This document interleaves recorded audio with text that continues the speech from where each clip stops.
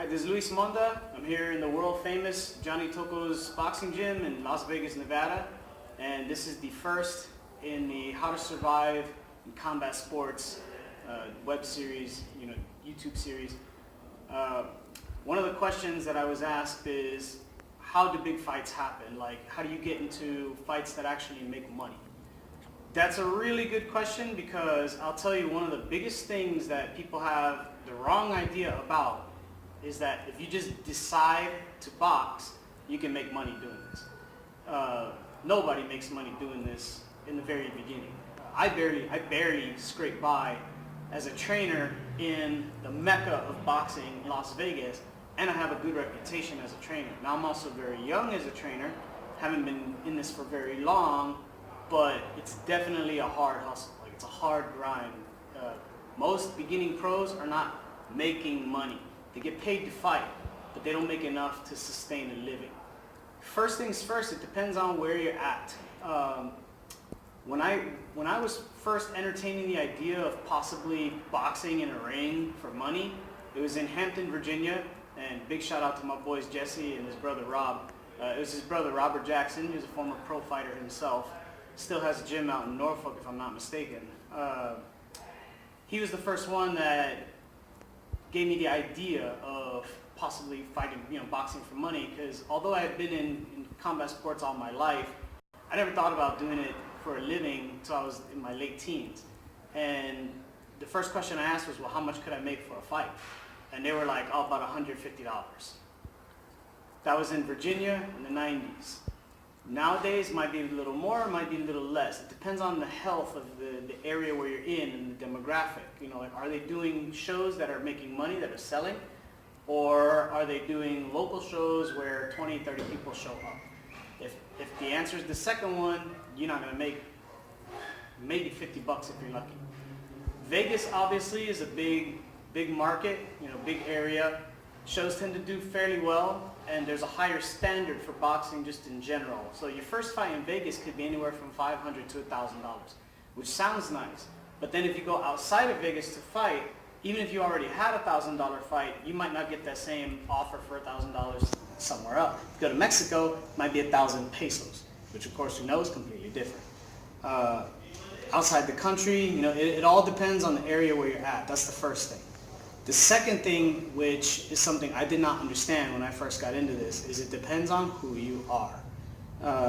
This is the reason why, even though I didn't go this route like I should have, I encourage people to have amateur fights. And not just because the ring experience, that's a huge part of it, but also because that's how people see your face. I have a couple of amateurs who aren't 19, they're in their upper 20s, and just now are people around the country starting to get to know them because they travel and go for tournaments. So when you become known in the community, when you're a known quantity, obviously you're going to get a much better offer than somebody who's completely unknown. We've had pros in this gym in Vegas who are unknown still not get good offers to fight, even though they're very good, they're technically skilled, and we know who they are, but they don't have a market. They don't have a fan base. That's the other thing, is nowadays, the way managers and promoters are, very few of them understand about building a fan. Like, they want you to come with a fan base already. Like, they want, by the time you turn pro, they want you to already be selling tickets. Like, a lot of the promoters around here, the first question they ask is, well, how many tickets can so-and-so sell? If I want to put Dejan Carter on a pro fight, they're going to say, all right, is he good? Yeah, he's pretty good. They'll look him up, they'll see videos. All right, he can box. Now, how many tickets do you think he could sell? If I don't say a number that they like, he's probably not going to get a good offer for that fight. They'll be like, all right, well, maybe we'll pay him $700 or $750 or something like that. It depends. The more clout you have, the more people know you, the more offers you get, the higher offers you get, the more substantial paydays you're looking for. Then, of course, it comes to how your career progresses. In the beginning, a lot of prospects don't make money because their managers have to pay people to fight them. That sounds incomprehensible, but if you're a well-known national level fighter and you turn pro, if somebody can Google you and find out your your name and who you are and that you competed in so-and-so national tournaments or competed overseas, then they're not going to want to fight you. But your manager will say, all right, look, you fight him next Thursday, we'll give you $5,000. Now, a journeyman or a beginner themselves might see that money, want to take that payday, even knowing they don't have the experience. So basically, they're the opponent. They're being paid to lose. Opponents make more money. Opponents make more money fight to fight. They get offered better money. The prospect might get 1,000, the opponent's getting 5,000. But it's because they have a long-term plan for the prospect. The opponent's only in it for the short money. So when you come into this sport and you don't realize that, that's one of the reasons why a lot of people can be taken advantage of. You know, I got offered a fight out in a parking lot. The guy said, hey, you want to fight on Friday? We'll give you 6,000. Now that's a sucker fight. That right there, I know they want me to lose. So I told the guy, give me 10, and he drove off.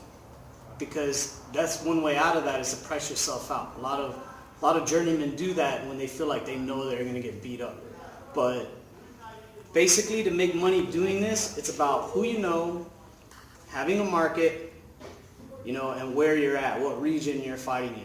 As long as you understand those things, then you can understand how to navigate the business, possibly make better deals for yourself, you know, and it doesn't hurt to have a savvy manager, a savvy promoter behind you. But again, if you don't have clout, it's not very common that you're going to get that, because the first question people are going to ask is, who is this? Who's this guy?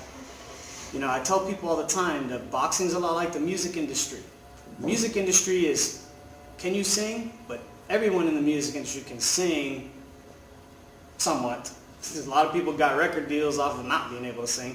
But can they sing? And then who's their market, and is there money to be made? Well, fighting is exactly the same. You know, you don't just go fight for money and expect to make money. It's not like a job like that where you punch a clock and get a paycheck. So I hope this helps you guys out, and we'll see you next round.